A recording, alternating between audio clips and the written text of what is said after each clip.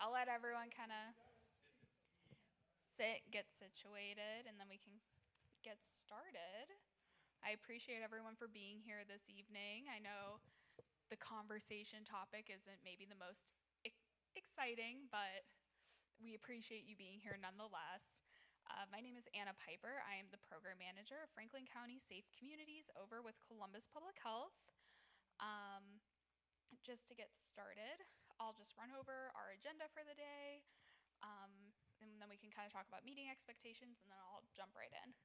So, as you can see, we have some different presenters from various city agencies who work with traffic safety and can play an important role in how you guys can be advocates for traffic safety in your community and take an active participatory role in influencing traffic safety for your community. So just a quick few reminders for this evening. Please be respectful of all of the panelists and save any questions that you have until the end where we're doing a Q&A portion. Please be respectful towards each other as well as the panelists. We're here to ease your concerns and address frustrations, but we can't tolerate any rude or abusive language. Questions that were submitted ahead of the meeting or during the meeting with the QR codes will be prioritized. Once we answer those, then we'll start taking questions from hand raising. In an effort to just be mindful, we're going to be giving people 90 seconds per question. Just that way we can make sure everyone's questions are asked. And if you don't have a question or if you have a question we didn't have time to get to, there will be some time at the end of the meeting for you to talk one-on-one with our panelists. This isn't on here, but also please try to keep any questions that you might have related to traffic and traffic safety specifically. I know that we have 311 here and you might have questions about refuse pickup and stuff, but if you can save those until the one-on-one time with 311, that would be much appreciated. All right, so I'm gonna get started with just chatting with you guys about our program. So Franklin County Safe Communities works to protect, oh, my slide didn't go. There we go. Okay, Franklin County Safe Communities works to protect all road user types ages 15 and a half and up in Franklin County with evidence-based, data-driven initiatives and practices to reduce traffic-related injuries. Across the state, there are 5 initiatives that everyone addresses, which is increasing seatbelt usage, seatbelt awareness and impaired driving awareness, motorcycle safety awareness, coalition building, which is part of what we're doing today, and then the fatal crash data review. Our goal is that through these meetings, we can take the voice of the community and bring it back to our coalition made up of traffic safety professionals so that we can really implement change that is based off of what the community wants, not what we as professionals think that you need. I'll now jump into some local stats and facts. So I'm not gonna read everything, but Franklin County had the second highest total traffic fatalities in the state of Ohio in 2024. We also had the second highest total of OVI-related traffic fatalities and unbelted related traffic fatalities. Franklin County did, however, have the highest number of vulnerable road user fatalities in the state in 2024. So those are bicyclists and pedestrians. And we know that, and we can see through data, that some of the areas within Franklin County that had the highest volumes of fatal and serious injury crashes were in areas where residents tended to be part of vulnerable populations. Some more local stats and facts. Again, I'm not going to read everything, but Franklin County had 24,078 crashes in 2024. 83 of those were fatal and 505 were serious injury. So we actually saw a decline in our fatal and serious injury crashes last year, which is a good thing.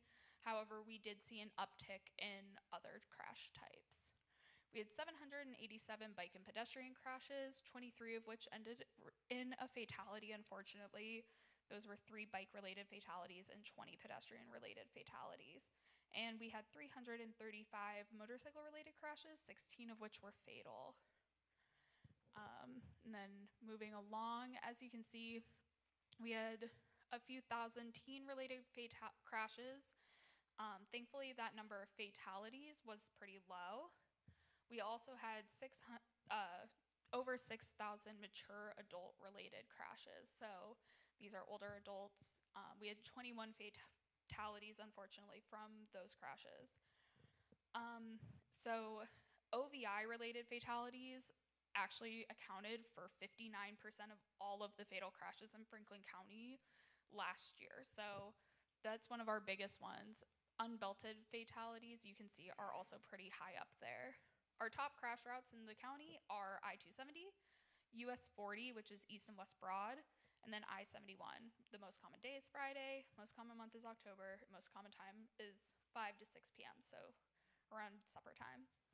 And then I'm not gonna read everything for my general traffic safety information, but I'll just go over a few. So it does not matter how old you are, where you're sitting, how long you're gonna be in the car. Everybody and for every trip must wear a seatbelt. Seatbelts are our number one line of prevention for injuries when we're in the car. And if you have the car already, that means you already paid for this safety measure, this safety feature. You don't need all the bells and whistles as long as you have that seatbelt. It really works as a system with your airbag. You can't rely on one or the other. When possible, if you need to cross the street, try to cross at an intersection or a marked crosswalk. In Ohio, every intersection, whether or not it is marked or has any signage, it is considered a crosswalk.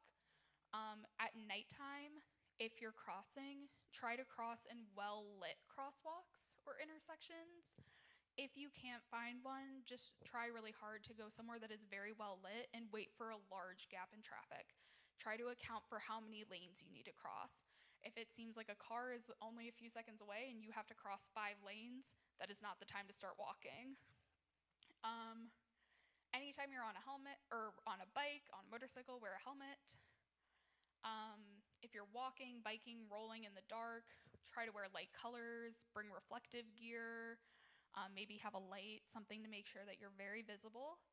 If you're walking on a street that does not have a sidewalk, try to stay as far to the side of the road as possible and walk on the left side of the road. So what we always say is just face traffic. So you want it to be that the cars that are closest to your bodies, you can see the face of the driver and the driver can look at you and identify that you are a person walking. That also means that you're seeing them and you can easily jump out of the way. Check in with your pharmacists or doctors before taking any new over-the-counter or prescription medications to ensure that it won't impede with your ability to drive or just kind of get yourself around from point A to point B safely. Even over-the-counter meds can affect our ability to be a safe driver. They can be impairing, so drugs like Sudafed, Benadryl, these are all drugs that do potentially have the ability to make you feel impaired. Avoid doing anything that takes your hands off the wheel, your eyes off the road, or your mind off the drive. It's all distracted driving. Distracted driving isn't just a cell phone in your hand, it is eating and drinking, it is fighting with your passenger, it is putting on mascara, grabbing something out of your bag, reading the newspaper, whatever. It's all distractions. And finally, just remember marijuana, much like alcohol, will impair your ability to drive. It is a myth that marijuana improves driving skills. But with that, I believe our next presenter is with Columbus Police.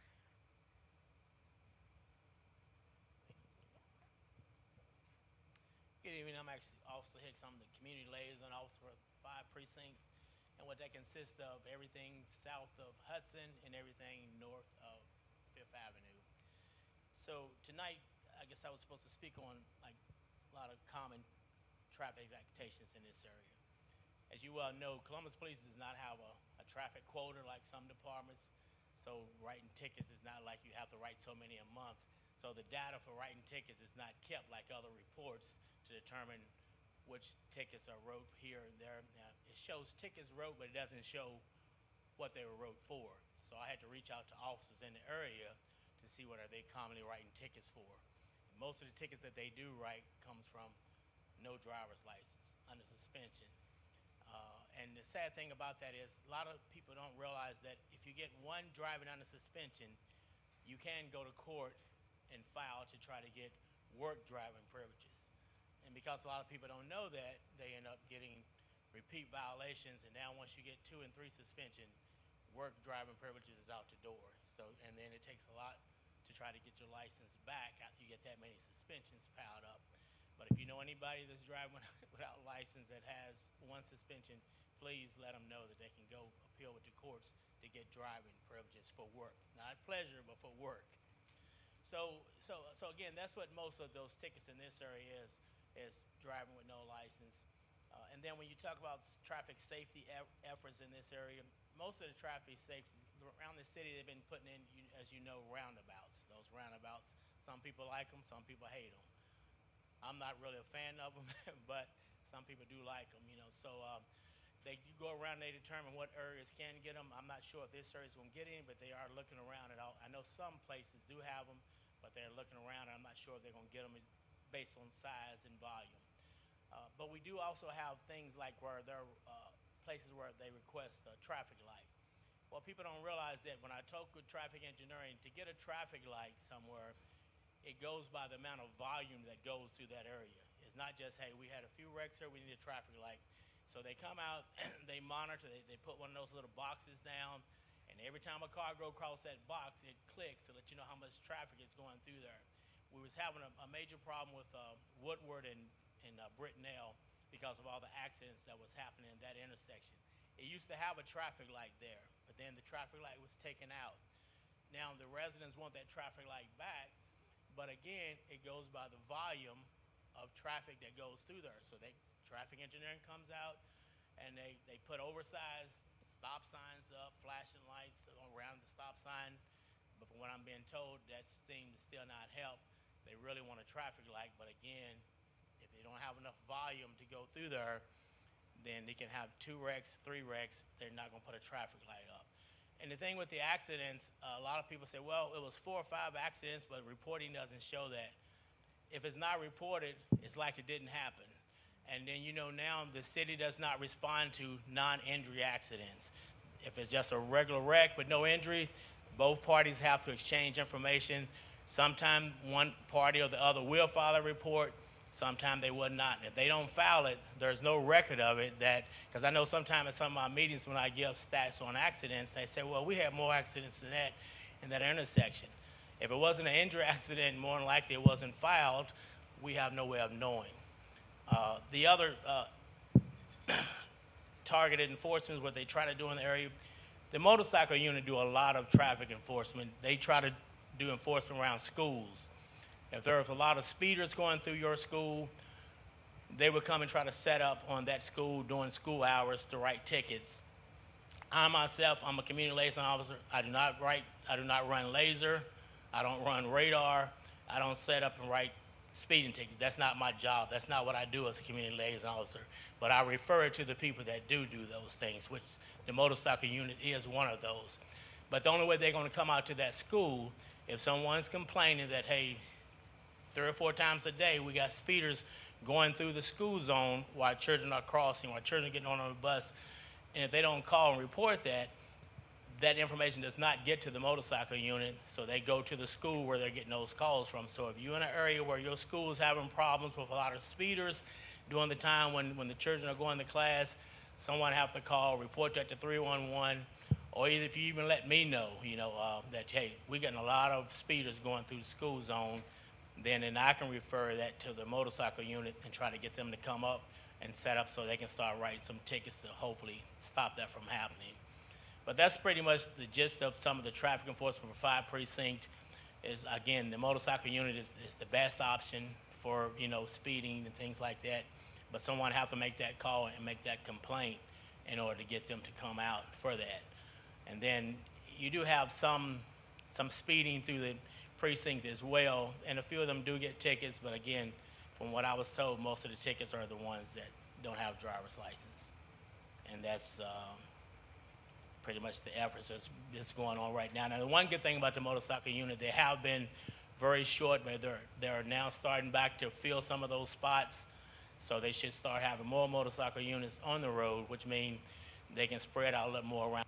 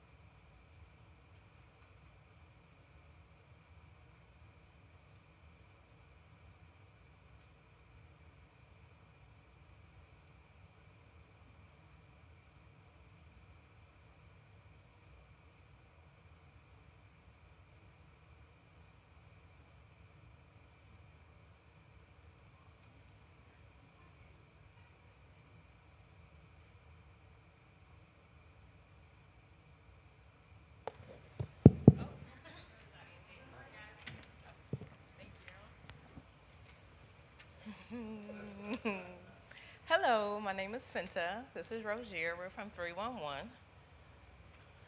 We'll get our slides up for us. So the most common traffic-related request types we put in is for speeding, parking violations, traffic signs and signals, bikes and scooters. You can call us and report to us when the speeding is. It's 7 to 3, 3 to 11, 11 to 7. With the parking violations, it's the same thing. You tell us what time that violation is taking place, or if there's an abandoned vehicle. We get a lot of calls for those and how they're impeding traffic and blocking people's view from traffic. So you call us and just let us know what the car looks like, if it has tags on it or not, if there's flat tires, and where it is. We can go to the next slide, please. That one. So what makes an effective 311 request? So the main thing is when you put in your request, you want it to get to the right department so you can get the desired result. So if you have a 311 account, we want you to sign in. That way you can get live updates, you can get emails, and you know what's going on.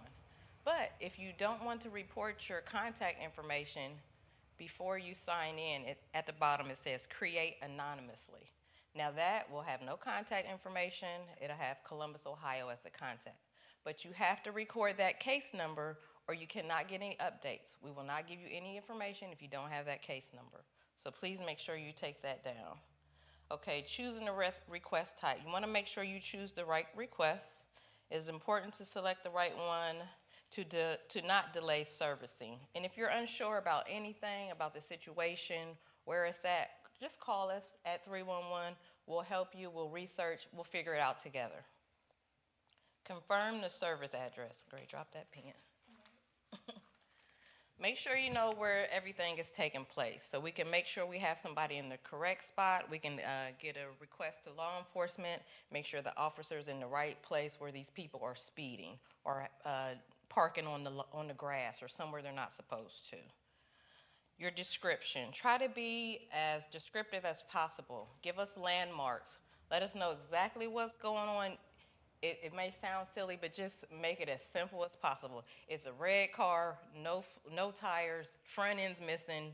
It's in front of this house, this address, on this side of the street. Just be as descriptive as possible so we can find it. And always make sure you submit the request. And when you submit it, you should get a confirmation that you submitted. Do not leave the page without submitting. You will usually receive a notification indicating that it has been submitted successfully. So next we have our heat map. So if you want to know what kind of requests are being filed in my area, you can go look on the heat map, you can put in the address, and this is what will come up. It'll show you all the requests that are public, that are in the area, or you can check any area if you like. And if you choose to not make it public, it won't be on the heat map. So the next slide, please. So the 311 process from open to close. Requests are received through the 311 system, through us over the phone, on the app, or on the web. Each request is assigned to appropriate service department. They acknowledge the request and dispatch someone to go investigate. Service departments conduct follow-ups and provide appropriate responses, which you'll be able to see if you provide your email address. You'll see those updates in the email. If you don't, you just call us and we'll tell you what those comments are from the department. Residents should receive notification for open, updated, and closed requests if email is provided. Like I said, no notifications will be given if you submit it anonymously. So make sure you always take that case number down so you can call us and check up on it. Always write your case number down. Always submit your request. Thank you. Well, while we wait for our 311 representative to come in, Vision Zero, sorry about that. While we wait for her to come in, I will try to just riff for a little bit and give us some time. So I do want to take a moment to highlight just some additional traffic safety resources within the community. The first one I want to highlight is if you or someone you know is in need of a child passenger safety seat, so a car seat, please contact Columbus Public Health's car seat program. We offer reduced cost car seats for eligible families. Those car seats, we have infant seats, but the most common type that we will distribute is a convertible car seat, which will be used for any baby between 5 pounds and 40 pounds. So, big one, yeah.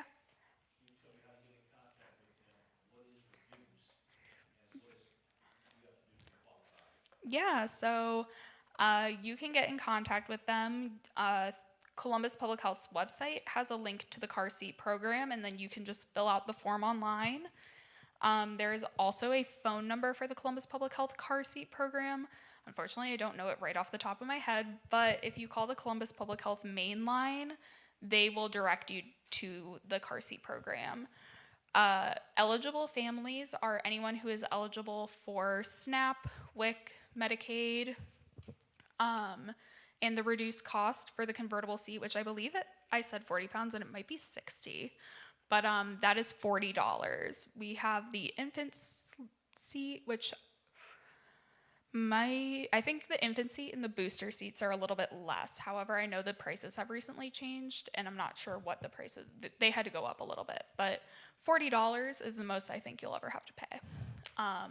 Also, if you have a car seat already and you are unsure if it is installed correctly, or if you're not sure if it's still okay, maybe it was in a crash, or it's old, you got it as a hand-me-down, still call the Columbus Public Health car seat program. We will do a free car seat check for you. We'll work with you to find a time in your schedule that works to come in, and a CPST, a certified passenger safety technician, or a child passenger safety technician, will come out, do the car seat check with you.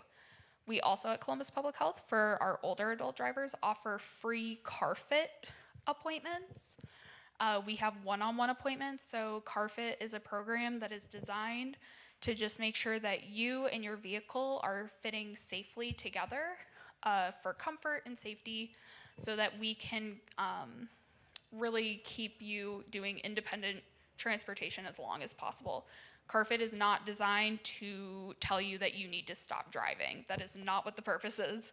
It is for if you got a new car and you have safety technology in your vehicle that you're not totally sure how to use, or you feel like you can't fully see over the dash, you feel like you have blind spots that you can't cover, call us. You can actually call my program or email my program, and I will help you out, and I will make sure that your vehicle is fit perfectly for you. Other than that, I do see our Vision Zero coordinator just walked in. I don't want to make her rush up. I'll let her sit her stuff down. But just some other general traffic safety resources for you guys. The county engineer always offers maps, which will show you if you're kind of in an area that is like a township or something. It'll show you what your jurisdiction is if you're in Columbus or Franklin County. And if you ever are curious about local crash statistics, the Vision Zero High Injury Network is a great place to look at crash points, like where crashes occurred in your community, or the Ohio State Highway Patrol has a resource called the Crash Dashboard, and you can use that to filter by county, crash point. You can draw like a radius, you can look at different variables, and yeah. With that though, I will let Swid take over from me. Thank you. Oh, good evening, everyone. Oh, so nice to see some familiar faces. I guess I should say first and foremost, I am a resident of Linden, so I just biked over here from my home to this space, so thanks for having me. I am our Vision Zero coordinator for the city, and if we haven't had the opportunity to meet yet, I'm looking forward to meeting each of you. I worked previously as our Safe Routes to School coordinator for the city, so I've had a chance to spend time in different neighborhoods all around Columbus, always working towards safer mobility options for users from every end of the age spectrum. Vision Zero Columbus, if Anna didn't already talk you through it and you haven't heard before, but it's our commitment as a community to ending traffic violence.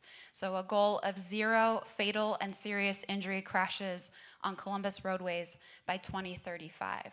So it's a pretty ambitious goal in terms of Columbus being the fastest growing community in the Midwest, one of the fastest growing cities in the entire country. So our population is getting bigger, bigger, bigger really fast, which makes a lot of challenges. And yet we are doing everything we can to make sure that even as we grow, even as we have to accommodate more people on roadways who are getting to jobs, who are getting to school, who are coming to their houses of worship, who are going to parks and enjoying the different opportunities that we have in Columbus, making sure that they can do that safely. So it's a commitment to 0 fatalities and serious injuries on Columbus roadways. Are you our clicker? Okay, thank you. So unfortunately, my job exists because every single one of these people is a Columbus person. They were favorite cousins, they were abuelitas, they were your neighbor, and they are victims of traffic violence. You don't really think it's gonna happen to you. You know, you hear statistics or you're just moving through your day as you would until it happens to you. You know, first comes the crash and then comes the impact. And that impact is financial, it's emotional, it's long-lasting, it's community-wide, and that's why I'm here tonight to talk with all of you, and I hope that you'll continue sharing this message with your neighbors and people that you love. Again, this is not about every single crash. We will not eliminate crashes or people crashing into each other, fender benders, or property damage only crashes. But we are going for the worst life-altering crashes, and we're going to eliminate those. And we've made a commitment to do that by 2035 in Columbus. This does not include interstates, highways. That is the jurisdiction of the state. So this focuses on our streets, our Columbus streets, and roadways where we can make a difference in the way that we design them, the policies that are in charge of them, and how users are using them. We do that in this comprehensive approach. So the way we design our roadways, the speeds that we allow drivers to go based on the posted speed, the care that we provide in the event of a crash, when someone's injured, being able to get services to them, to the specific spot fast and with the right tools to treat them on site without having to go to a hospital, or getting them to the nearest hospital fast as possible. All of those are a part of what we call the safe system approach. So it is not just the city of Columbus. It's going to take partners at different levels of government. It's going to take our public transit agency. It's going to take policymakers. It's going to take every person in our entire Columbus community. It's going to take the technology that's in our signals, that's in our vehicles, that's in our phones. We're going to have to work together as one big, amazing team to eliminate fatal crashes on our roadways. And some of the other details of that, this is a quick definition. So when you think of safer people, a lot of times in traditional approaches, you get very focused on a single person being at fault or being to blame. And we're trying to back up and look at what were the conditions. Was that person crossing there because the nearest crosswalk is a half mile down the road, or because they need to get to that COTA stop right there, but there's no crosswalk for them? Starting to think about what are the conditions in which people are making choices, because you can only choose from the options available. So we want to put safe options in front of people, so no matter which move they make, it's a safe one. Same thing with some of the other parts, the safe streets and the safe speeds. That's a lot about roadway infrastructure and a lot about the policy that governs that roadway infrastructure. If you're not familiar, it's the state that determines the speed limits on roadways. So we've been doing a lot of work with the state of Ohio to make changes in the manuals that our engineers use locally and engineers locally in all jurisdictions around Ohio use, so that they have more tools available to bring those speeds down. Anything 35 miles per hour or higher, we consider a dangerous speed. If you are struck by a driver who is driving their vehicle 35 miles an hour or higher, the chances of you surviving that crash, especially because a lot of people are driving an SUV or a truck, just based on where you will get hit by that vehicle and the vulnerability of your body in general, not likely to survive that crash. And if you do, it's going to be a lot of damage to your body. So it's a lot of that. We want to slow speeds, and like I said, post-crash care, you want fast response. You want emergency response to get there. You want them to have the right treatment available and get you to a hospital for continued care. One more? Okay. Everything we do is guided by crash data. So we know, based on many years of crash data that our Columbus Division of Police collects for us, when a fatal crash occurs, they fill out a report. Another unit will do a complete investigation. Anna leads us through a fatal crash review to examine the conditions of that crash and similar crashes so we can address the patterns that are leading to fatal crashes. We use those data to build what's called the high injury network for Columbus. So based on where those fatal crashes, those serious injury crashes, and any crash involving someone walking, biking, or on a motorcycle, so if you're outside the protection of a vehicle, we look at where those are happening.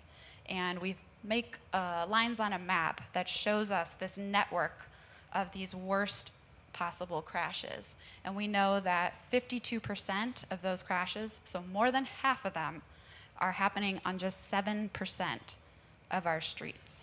We got a lot of roadway in Columbus. I don't know if you're familiar with the size of us, but we are a big city in terms of land area.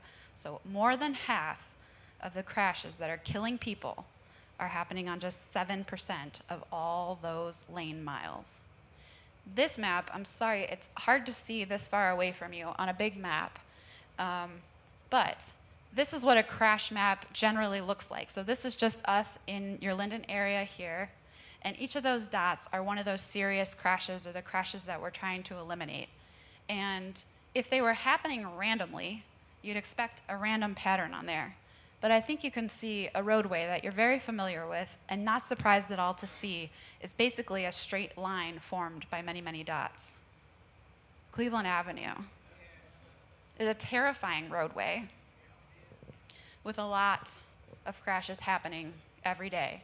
And I'd be surprised again if I asked how many of you have ever been involved in a crash on Cleveland Avenue or seen a crash or been nearly hit on Cleveland Avenue. We'd all have our hands in the air, be like, yes. 100 times yes. So Cleveland Avenue is on our high injury network. We recently went through a project with Ohio Department of Transportation to have more crosswalks installed, and not just 2 painted lines. They're high visibility crosswalks because we know, that drivers are more likely to yield for a pedestrian if there are signs and pavement markings.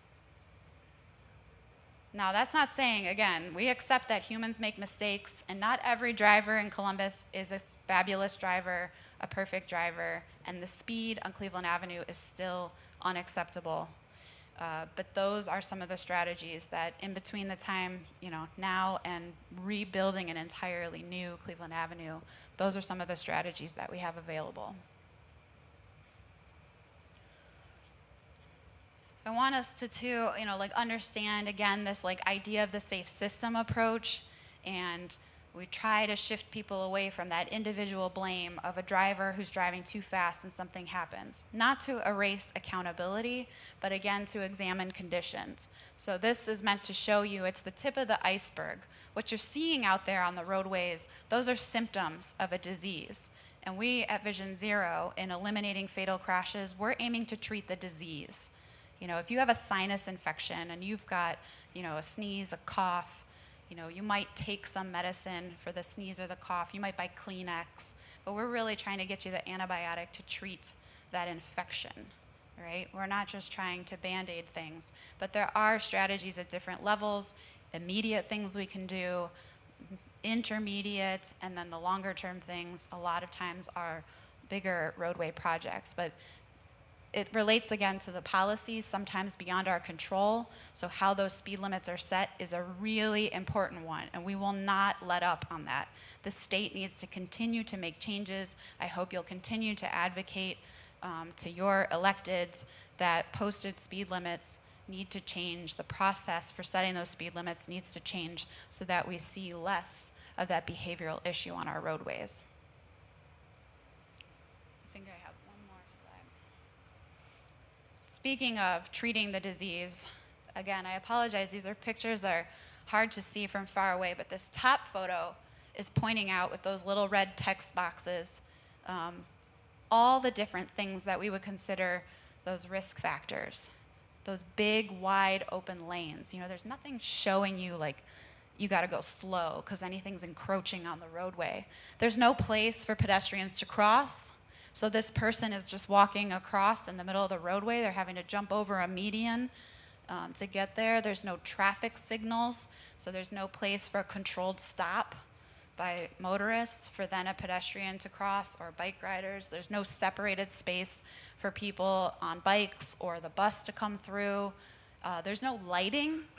Lighting is a really important factor that affects about 40% of especially pedestrian-involved crashes. So all those things we're showing in the bottom photo, a better version. If you have tree canopy, which is also something we need in Linden, more trees. If you have the traffic signals, if you have a space, a median, a planted median in the middle that shrinks up the lanes and then people naturally are guided to go slower instead of having to put a police officer out there to ticket people and say go slower. That roadway naturally guides you to the safer way to travel. And this is all something that requires, like I said, us to be a big team. It means a lot of collaboration. Redundancy is crucial, so every element of that safe system approach is a layer of protection. And if there are problems with those layers, if there are missing pieces, errors in one of those layers, it ends up like Swiss cheese. And the risks can get through and they can lead to a fatal crash. But if those are solid blocks shielding us from that terrible, tragic outcome, then we have done our job. And the only time that those risks can get through is if there is a hole in one or more of those layers of protection. So we want safer people, safer roadways, safer speeds, post-crash care.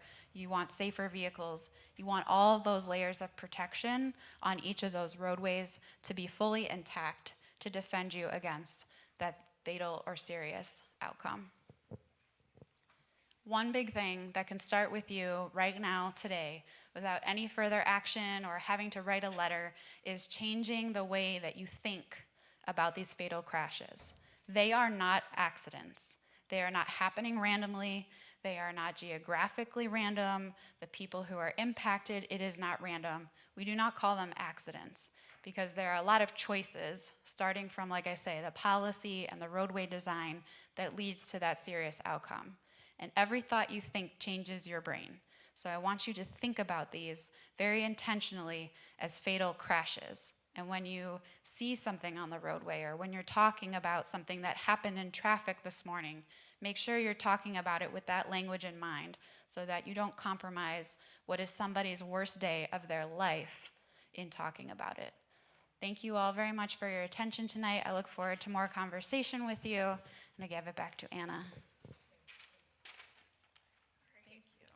No, thank you. And I will actually ask that our presenters come hang out here, up here with me, while we do some Q&A. That way, you know, we can look at you guys and have a true conversation. All right, so I got one question on our form, it looks like. So we'll start there, and then we'll just take questions if anyone has anything in the crowd.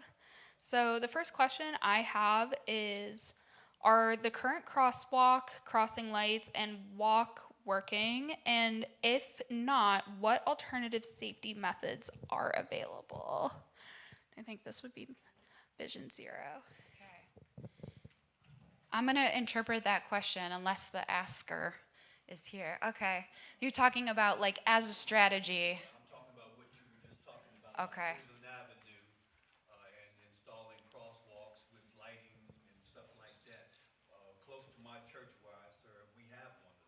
Yes. But I observed on many occasions mothers with children that are in those crosswalks and they press that button and the lights are still flashing and whatnot and they get ready to cross and here still comes somebody that's speeding up Cleveland Avenue. Yeah.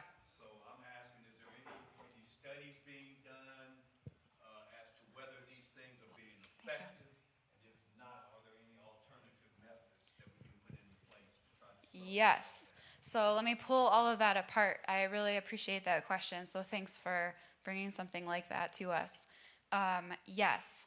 So the reason that we select that strategy to put in place in the first place is because we know that it's a proven countermeasure. There are studies that are done other places, similar corridors, national and city-specific case studies that tell us and assure us, and in the manuals for the engineers, like this is a treatment that you can use in this situation. Now, the thing is, again, we accept that humans are fallible. It doesn't solve the problem of drivers having knowledge of whether or not, like what are they supposed to do when that happens. So there are expectations for both the people crossing or waiting to cross and then also the drivers. So Ohio is a yield force state, not a stop force state with pedestrians. So the drivers never actually have to stop, and we prefer that they don't typically because of an avenue like Cleveland Avenue. If a first driver stops, but then the others don't know what's happening, they come up and go around, then you get struck. So we wait until there's a clearing in traffic as the person walking. That's why we teach stop first, then look both ways before crossing the street. So you're still waiting for a safe gap in traffic to cross. So it doesn't solve the issue of there's a high volume of traffic probably at the time that they're wanting to cross. But those are the expectations. Like we need people to know how to use that infrastructure, both the driver, how to react to it, and the pedestrians crossing. And then also, more yield for behavior as appropriate. And I know that that's not going to resolve that feeling of like what you've seen. The problem that I have with that is simply this. Some of the pedestrians that would like to use those crosswalk facilities are not adults. So therefore, how are they to know what the expectation is, at those particular crosswalks? All they know is that they've been told that this is supposed to be a tool Yes. that they can use in order to get across the street. Now, one thing that you did say that I kind of like, but I don't know how long it's going to take to come into effect on Cleveland Avenue, and that is the reason why they put the islands out there to kind of narrow the streets a little bit and, Yep. and cause people to slow down. But to me, I think that, Right. And I wouldn't argue that with you. Again, I'm a pedestrian in Linden who's crossed Cleveland Avenue, and you're trying to get to places, and right now the roadway is just not as perfect as it could be. So I absolutely agree with you, and I'd love to talk more about what are some of the ways we can engage young people who are living in that area, going to schools in that area, because we've only begun to do some of that education. But, just me on my own isn't going to work. I'm going to need partners to support that. I think that the other key to this too is, all the impetus shouldn't be put on the pedestrian crossing the street. I think we need to try to find more ways to change the paradigm, the way people think when they're driving within congested areas like that corridor, because there's always a potential for a child or even an adult Yes. to come out of nowhere. So you have to. Me personally, of course, I've taken a lot of driver's training, but I always think when I'm going down the street that there's somebody going to come out there. Yes. Yes. And thank you for that. And I think all of us agree with exactly what you're saying. Thank you. Snaps. Yeah, totally agree with what she said. All right, do we have other questions? We'll start over here. Not a question, it's a request Oh. for our community and officers to provide us with some safety tips at our area commission meetings, to include that with your report, besides the, statistics that you give us. And the last question, are we able to get this slide deck, which have, like I said, we shared, commissioners Absolutely. And I have it for the commission, Ms. Beck. oh, I have it for the commission already. Okay, cool. oh, that is true. I did send them the presentation. I sent him all our slides, so we are good to go. All right, I'll go. I was gonna go right behind you, actually.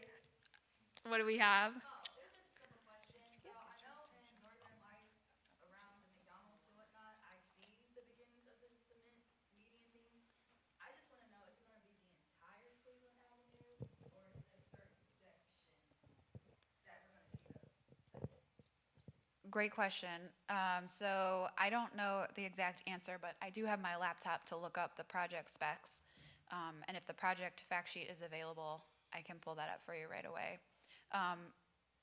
Now, in terms of like the full length of Cleveland Avenue, I don't think any project goes the full length. So it's likely, if it's within City of Columbus jurisdiction, yeah, I'll know the extents. Some of those projects may also be Franklin County, because if it's in that section, it could be township. That's why I gotta look. Yeah. But yes, if it's City of Columbus, I can answer you tonight, hopefully. Yeah. Well, Cleveland Avenue is a speedway, is a speed. You almost afraid to go down Cleveland Avenue because of the way the people are driving. And then Hudson and Cleveland Avenue, right there at that corner at that light, you got to almost sit still because somebody's gonna go through that light. I don't care what, I don't care how much traffic, if they're working on the road or anything, they gonna go through that light and think nothing of it. And they look at you like you the one that's made the mistake. Yep. And one thing to sort of answer that comment is that I know a couple of people have raised this too with enforcement. So right now is the deadliest time on roadways this summer period through basically October. September is the deadliest month on our roadways in Columbus. It's been that way every year for many years. It's pretty typical of similar cities also. So we are working hard with our police partners, Columbus Division of Police, to use our data to add enforcement in places and promote that, you know, police are going to be out to help slow down speeds during this deadly time. So hopefully we can see fewer fatalities than we typically see by encouraging people with the information, you know, empowering them with information, but also having enforcement presence out there. And that is specifically focused on excessive speed also, because like I say, anything above 35 is a very dangerous speed for the human body. I have a comment. You say anything above 35? Well, I go on Cleveland Avenue almost every day. And from 11th Avenue to 5th Avenue, I'll be speeding. I'll be doing 40. But 3 cars will pass me before I get to 5th Yes. Avenue. Yeah. Okay. I go down there, turn around, and come back, try it again and see how many you're going to pass. Yeah. Another thing I have problem with is people driving in the dusk, in the early morning and dusky, don't turn their lights on. What do they do? What are they doing? Think they saving gas? What you gonna do about people like that? Yeah. That's me. Maybe the motorcycle man get down. I don't know. The lights off is not part of anything that we're working to address in Vision Zero. But I can say there is a program that we offer called Car Fit. So a lot of times people get a new car or new to them car, and they're not familiar with how to use what's in the vehicle. They don't know where the features are. So I did a ride along with Ohio State Highway Patrol on Friday night. Someone was on the highway, someone was on 161, no lights. It's 1 a.m., it's pitch black, it's dangerous. You're going 70 miles per hour on the freeway and no lights. So the patrolman had to teach the person how to turn on the lights. So that could be one thing. Other guesses, I don't know. I don't know that it's a punishable. Yeah. All right, in the back. Thank you. Extended question, really. And I would love to have more conversation to Pastor Taylor's point about what it looks like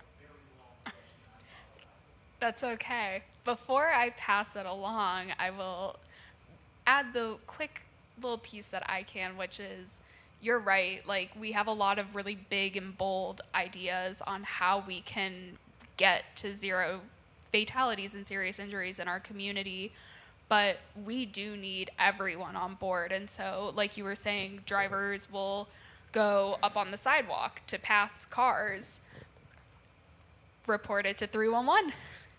That is a that is a perfect thing to report to 311. Put on, well, I can let 311 tell you, but tell 311 when it's happening, where it's happening, what corridors, because then they can send the PD out. I don't know if you guys have anything you want to add, not to take your spiel. Yeah, and you're right, sir. With the patrol being going backed up a lot, but we do have other units specialized, like our CRT unit. If all those calls come into 311, saying all this is happening on a certain time, certain days, eventually that's going to get to the commander, and he's going to have those CRT units, which is patrol, but is outside of patrol. They can specialize in those areas. Person reporting this, so that it's like anything else. The squeaky wheel get the oil. How else to activate that CRT, not to go far from traffic? Because, so, I pastor this church here, but we also own a church that's in North Linden, behind the apartment complex across the street from Sable. I say all of that to say, they just dispatched the CRT units to those apartments, which has been a menace, atrocious to all of Linden, and the CPD for the past year and a half. Really, Right. since they've been on. But 311 reports were in, 911 calls were in, to the point where you all said, I'm not going back out. But it took the commission in North Linden calling a special meeting for Commander Gillespie to be there to say, all right, we won't get the CRT unit out. Right. So, and even with that, he said, it's very limited. How accurate is that a possibility? Well, we meet with Commander Gillespie and do crime stats generally once a month, and he asks for information on what's going on in the neighborhood. Are there a lot of trouble spots? And once we know that there are those spots, he will direct those CRT units to that area. But someone has to report, even if you let me know if it's in my area, then I can take it to the crime stat meeting we have, because each one of us have to give a report of what's going on, and then Commander Gillespie will make sure someone address that issue. He'll definitely get it addressed, but we just have to get that information ahead of time. And I would love for you to lift that up to them. In this arrangement with Vision Zero Enforcement, again, it's a culture shift internally at the city too. So we're trying to get that understanding, the shared understanding, domestic violence, gun violence, traffic violence. A vehicle is a weapon of a different shape and size. So there is the ask currently to patrol, to spend time, the way that they have it in their strategic plan for this zone, that 15 to 20 minutes to address those community-specific issues that are putting lives most at risk in the neighborhood.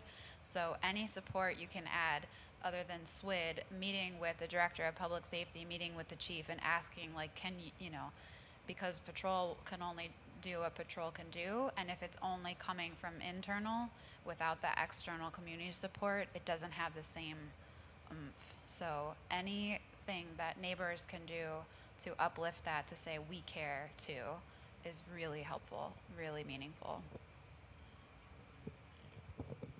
Yeah, right here. I'm from Travelers Rest right here, 13th and Cleveland Avenue.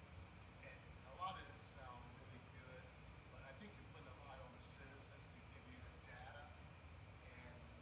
And I think we have tools to collect that data, to move the hand of the traffic unit or whoever. There's signs, electronic signs that you can post in areas that attract the speed, the time, and everything else, that it gives you probably alarming amount of information and data that will really probably blow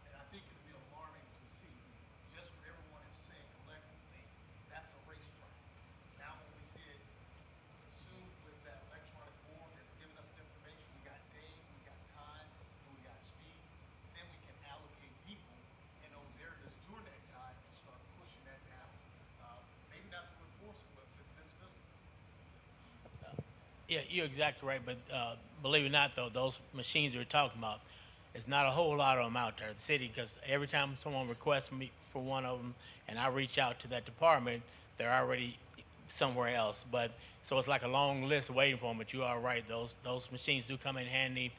You know, when they got it setting up and it show that you're going 35 and a 20. It shows how fast you're going, slow down, but it's also recording all that. And I'm thinking the city gonna work on buying more of those so they can get more and put out to help get that information that you're talking about. And you're exactly right. Can we allocate for like South Linden, if that's the issue, the partnership, take some safety monies, some other monies, and get our own from the That's school, or we don't have to try and pull from Bexley or whoever else that has those. I mean, we actually have them, but as far as you're all doing it on your own, that's kind of above my pay grade. But I can. We're not talking about, but we're saying that we have them, but we're not putting them into use because of. No, they are put in use, but they're in different areas. What I'm saying is it's a list of people requesting them, so I can continue to request for one for the Linden area as well to get us, to keep us on that list to get one because we definitely need one. But I just got to keep, requesting, hey, we still need one. One come available, we want it out here. And we just need to know exactly where you're saying most of it is happening so we know where to put it. But I will keep requesting it. Are we talking about speed trailers? Right, some things to show how Do they, fast. do your speed trailers collect data? Yes, they Who do do. we petition to get one? So you're saying there's not enough. Who do we as residents petition to say more need to be bought and one needs to be put in South Linden? Well, I'd say start with your city council representative.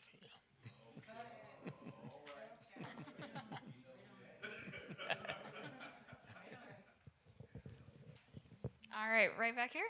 I have two questions. First one is Officer Henson, is that your name? Hicks. Okay. I'm the chairperson for the Concerned Linden Clergy Group here in this area, and we need to make sure that we have your information. Can we get your information? Because we like to invite you to our meetings so that you can come and share what's going on. Can you write now? Can you write it down now, or? Yes, sir, I will get that. Okay, I can make sure you get it before I leave. The second question is, we're talking about, these devices that we need, but I noticed that your organization is got X amount of money. We got other organizations like these construction, all this new construction that they're talking about doing, putting islands and stuff like that. Well, my thing is, if we're gonna spend a whole bunch of money for that, how come some of that money can't be reallocated to get the things that we most need in our community? To slow these things down, and to make people accountable. Because I don't care what y'all do. I'm just gonna be for real. Just keep it 100. It ain't gonna make no difference. Y'all gonna spend all this money doing all this fancy stuff if you want to. But until you change the way people think, the behavior of a lot of the folks, the culture, in the communities that a lot of us live and serve in, it's not gonna make any difference. I'm just gonna be very frank with you because you got a whole lot of folks in here, they're not paying any attention to all that stuff. They just doing what they normally do. And they normally speed, they gonna speed. Well, Until like Officer Hicks said, until something gets their attention and slows them down. yeah, I kind of see what you're saying, but also the data could prove otherwise. If it showed that before you put these things in, you were averaging 10 crashes, now you're averaging 5, that'll show that it did give some response somewhere because the data starts to change. In that particular area it did, but not in, but that same person that knows me, I better slow down here now. They may get 20 feet up the road, and then all of a sudden they right back at it again because they haven't changed the way that they think. Right.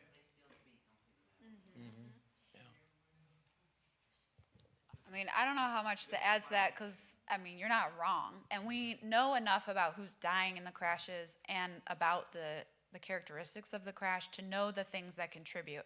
So from the behavioral side, we know that 80% of the people who die in fatal crashes are men. And we know there's a certain age group. So we know that, like, to your point, the priority in investment in educating is who among us has the attention of those young men, so that as they become drivers, that we teach them with that mindset that they only see roadways with a certain design, so that becomes their normal, that becomes their culture of speeding is unacceptable.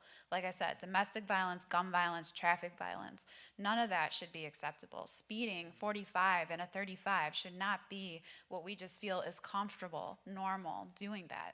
That if you go from 45 to 35, if you respect that posted speed, it cuts in half the fatality rate. So it's a lot of that. It's like you say, it's knowing who and where to prioritize, and using those data accordingly. And it takes more partners. I'm sure Anna presented the facts on what percentage of those fatal crashes are drug and or alcohol involved. So it's usually a combination of things. Like anything else troublesome in a person's life, it's not just one bad thing. It's got to be like 2 or 3. And that's why you are where you are. That's why you're feeling those things you're feeling that make you push that hard on the gas, that make you willing to take that risk, that make you value your life less and doing those behaviors. So it's going to take Columbus Public Health. It's going to take other partners. It's going to take mentors in schools, coaches. It's going to take a lot. So to your point, 80% is roadway infrastructure and the policies. The other 20% is all those other things that touch your life probably more frequently every single day. So thank you again for the great comments. And I'll just add, if you have the ears of some of our most vulnerable road users, and I'm not just talking about pedestrian cyclists, I'm talking about individuals that we know are affected at higher rates of being involved in these fatal and serious injury crashes. If you have their ear, call me, email me. I will work with you for as long as it takes to set something up so that you can be the channel of communication and get that message to those people. If you are working with a group of teens, young men, please, by all means, call me up, because look, the fact of the matter is, for a lot of our most at-risk young men in the community, they're gonna look at me and be like, oh, here's this white lady who's just spitting whatever at me, and it is what it is. Like, I'm not gonna connect with them in the same way because I'm not a part of that community, and I understand that. So tell me if you are available. I'll give you my email and we can start working on something tomorrow. But with that, I want to give us time. I think we have time for maybe 1 or 2 more questions. I know you've been very patient, so go right ahead. I actually have 2 questions. How do we culturally change the way of jaywalking? I know that driving is a huge problem, but people, even with the new crosswalks, are still jaywalking. I do night drives because I enjoy driving at night mostly. But then even with the new crosswalks, people are either like from here to the wall are not walking to the crosswalks that just got painted and implemented. Is there a way to culturally change that? Or, you can't just like roll down your window and yell, why did you not use a crosswalk? Even though you want to do that every single time. Yeah. I don't know. Do you want to maybe? Oh. Danielle, I don't know if you want me to answer this, because the Vision Zero perspective is like, I don't care. Those people can wander up and down those roadways, whatever they want. The point is that they shouldn't die because they're crossing there. The term jaywalking is really like a lobbied thing with a long history of that was what the automotive industry wanted. But to your point about how can we promote safety and making sure that people know those safe choices, I think that goes back to some of the other partners if we're putting it in schools, and that's just how you grow up, is knowing to stop first, look left, right, left, knowing what that infrastructure is at any age. So it's definitely on us as the engineers or the city planners, when we're putting that stuff, we're building that in a community, that there's some part of education and introducing it and helping people see it and use it. Because you're still going to have people who ignore it. And, no matter how much time I spend talking to them about it, they're going to make the choice to use it or not. The point is that they don't die because they were hit by a car as a result of that interaction with the vehicle. Also, what's the current processing for labeling The current process? Yeah. I know that it's an extremely long process, but Yeah. what's, anything to highlight that may be repeating besides meetings and accessibility and Yeah. design traffic? I would say, so it's the Ohio Department of Transportation. So any advocating that you do is going to be to the governor's office, it's going to be to the state level. And we do have a nice partnership and they are making change. It just is a years long shove. So we've gotten nudges and now we're really shoving. And as much as we can do that before we have to change leadership, so before we get a new governor who maybe values traffic safety differently, is a great opportunity. So expressing your thanks and giving some applause to Ohio Department of Transportation and changes that are already in the manual, and then also asking for them to make more change for context sensitive speed limits. And I'm sure there are more groups and more like legislative advocates. As a city, I can't link you, but I can make sure that you have those connections available to you. All right, we'll take maybe one more question, or if no one has anything though, we're here until 7:30, and you can come and chat with any of us up here about traffic safety, or if you want to move away from the traffic safety conversation. Who am I to stop you? I really do appreciate everyone being here today, though, and being willing to listen to us talk about traffic safety and for being so invested in making your community safer. You guys, that investment, it really does help us and make our job easier because you guys are the change makers and the ones who can really start changing the way people think about traffic safety and about how their behaviors not only affect them, but the people who are sharing the road around them. So we are so, so grateful for all of your feedback and input. It is invaluable to all of us. And we'll be here for a little while. Oh. I've got to get ready to go, but I would like to thank Pastor Stanley and the Greater 12 Church family for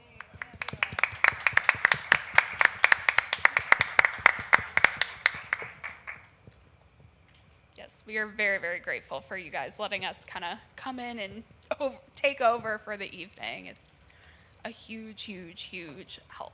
So thank you guys.